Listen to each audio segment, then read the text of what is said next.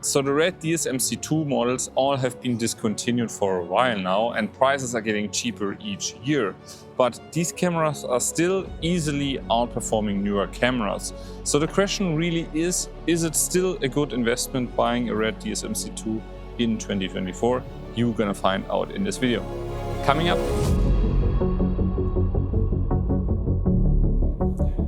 So let's talk about the body design from the DSMC2 cameras. So all in all, these ones are 100% modular. So when you buy it, there's actually just the box itself without any lens mount, without the V-mount plate and stuff like that. So you need to get all these things to get a running package, which is obviously media, the lens mount, and also like the V-mount plate here. And also the red monitor is really great because this one here connects without any power or image transmission cable, which is something that you also don't find on the DSMC3 bodies. I think what you actually need to get this all running is, of course, a red Minimac, which red has been criticized for, but it is what it is. I think you also need this extension plate with the V-mount here and all the ins and outs, and also obviously a lens mount. I personally got also a base plate from Wooden Camera with some rods and also top plate, because there's not much stuff here right out of the box where you can rig things on. And also I got this outrigger handle here, which is also pretty great. And the disadvantage is that this camera has, as I said, been discontinued. So it's really hard to find any accessories either from Red itself or third party. You only find them used, but still the prices are pretty high for that. So be prepared when you look out for some accessories for that camera. Choosing the right sensor for your needs is actually really important, while DSMC2 refers to the body only, which means digital, stills and motion camera. And Dragon, for example, is the name of the sensor. So you can have the uniform body and a different sensor in it, for example. So I personally here have the Dragon sensor, which is a 6K sensor, which is Super 35. Then you also have Helium, which is an 8K Super 35. They have Gemini, which is 5K Super 35. And they also have Dragon, which is technically also a Dragon sensor, but with a 4.5K sensor max. They also have Monster, which was the 8K VistaVision sensor. So different sensors to choose from. I personally picked the Dragon because I feel like that this sensor is just amazing. Colors and everything, it looks really pleasing to me. All of them, they have a stated dynamic range of 16 plus stops, but also DxO once tested the sensor and ranked them to one of their best sensors that they ever tested. So I feel like even to today's standards, this camera is outstanding from the image quality. So the menu on DSMC2 is quite a bit different compared to DSMC3. For example, you have much more adjustments in here, and it takes a little bit more time to get into it, but I think once you understood it, everything is pretty straightforward. But obviously DSMC3 is a little bit more like user-friendly, if you can say that.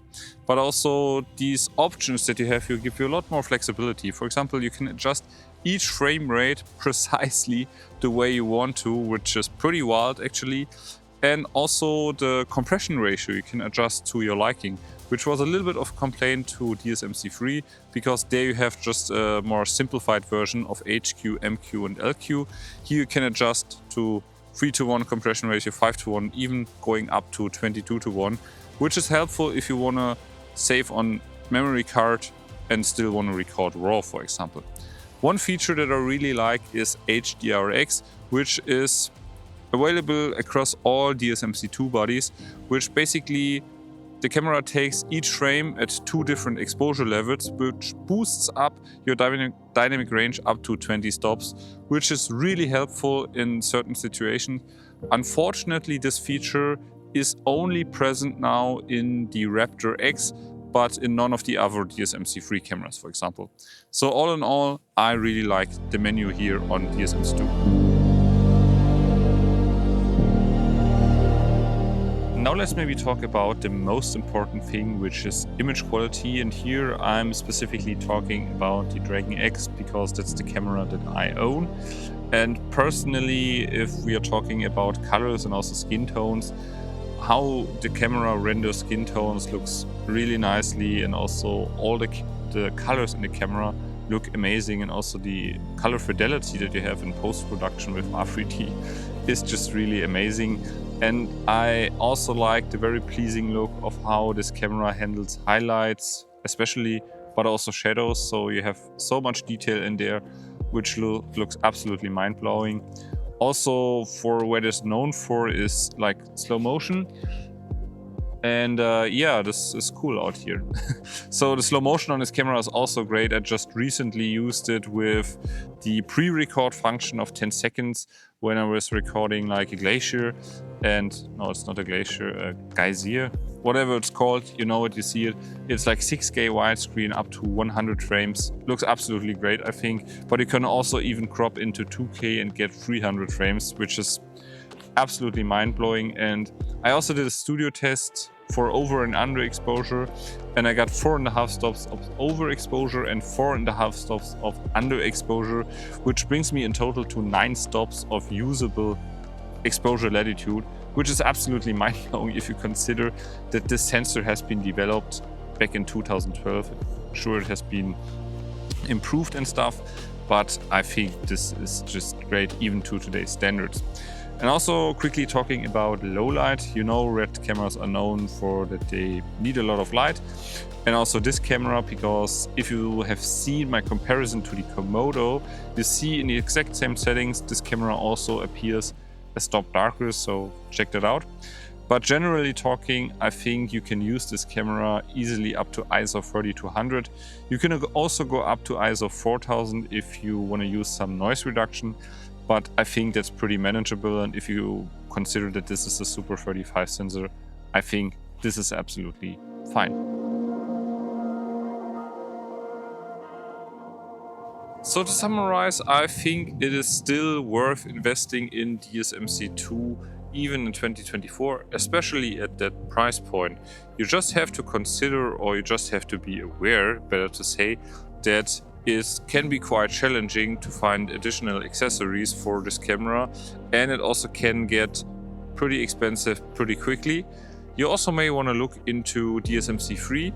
I also did a comparison between the Dragon compared to the Komodo. If you want to check that out, I will link it somewhere here.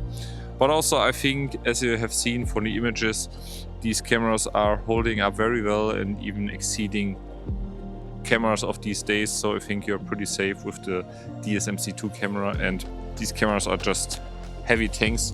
So I hope this video was helpful to you, and if it did, then smash that like button, and I'm gonna see you in my very next one.